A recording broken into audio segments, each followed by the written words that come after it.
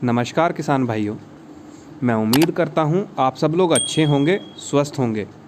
आपने मेरी पिछली वीडियो में देखा था कि किस तरह से इस खेत में मचांग विधि के ज़रिए लौकी बोई गई है, और आपने पिछली वीडियो में इसके बारे में जानकारी भी प्राप्त की थी कि किस तरह से इन लौकियों को इस मचांग विधि के जाल के ऊपर चढ़ाया गया है।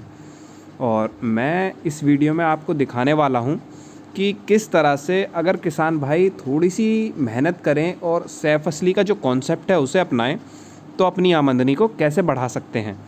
जैसा कि आप इस वीडियो में देख सकते हैं कि टमाटर की प्योद पहले तैयार की गई थी और वो अब खेत में बो दी गई है, और आप देख सकते हैं किस तरह से इस खेत में लौकी के साथ सह-फसली टमाटर तैयार किया जाएगा।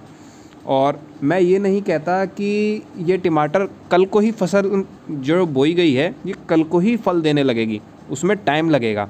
लेकिन जब तक ये जो लौकी खेत में बोई गई है, जब तक ये ख़त्म होगी, करीबन 70 से 80% ये पेड़ जो है अपनी ग्रोथ को कंप्लीट कर चुके होंगे। और ये नहीं होगा कि जैसे ये लौकी की फसल ख़त्म होगी उसके बाद दूसरी फसल की खेत में तैयारी की जाएगी, तो वो टाइम प्रोसेस जो है वो थोड़ा कम हो जाएगा। ये मानिए कि ये लौकी कम से कम अभी 1.5 से 2 महीने तो चलेंगी, और उतने में ये जो टमाटर की प्योद खेत में बोई गई है, ये पेड़ अपनी 70 से 80% जो ग्रोथ है वो कंप्लीट कर जाएगा, जिसका फ़ायदा किसान भाई अच्छे से उठा सकते हैं। आप ये मानिए कि 1.5 महीने से 2 महीने बाद ये लौकी की फसल ख़त्म होगी, और उसके बाद ये टमाटर की जो प्योद तैयार की गई ये उस टाइम पे तैयार की जाए, और उसके बाद इधर लौकी की फसल ख़त्म हुई, उसके बाद ये टमाटर की प्योद खेत में लगाई जाए, तो उसके बाद कम से कम 1.5 से 2 महीने या 2.5 महीना ये प्योद तैयार होने में, ग्रोथ करने में लेगी। उसके बाद फसल पे फल आना शुरू होगा, और कहीं उसके बाद जाके किसान भाई उस फसल से कमाई शुरू कर पाएंगे।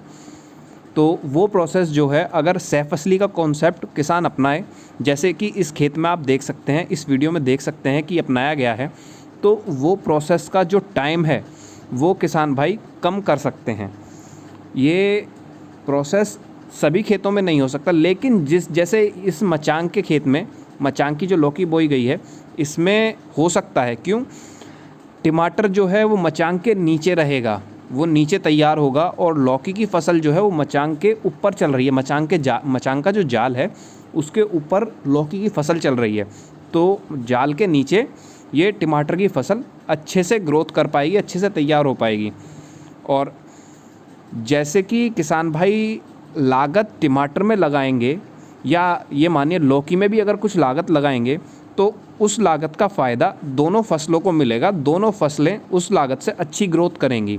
और 1.5 से 2 महीने अभी अगर किसान भाई इस तरह से फसल बोते हैं तो 1.5 से 2 महीने पहली फसल चलेगी, उससे थोड़ा कमाई कर सकते हैं, और इतने में ही उनकी दूसरी फसल भी तैयार हो जाएगी।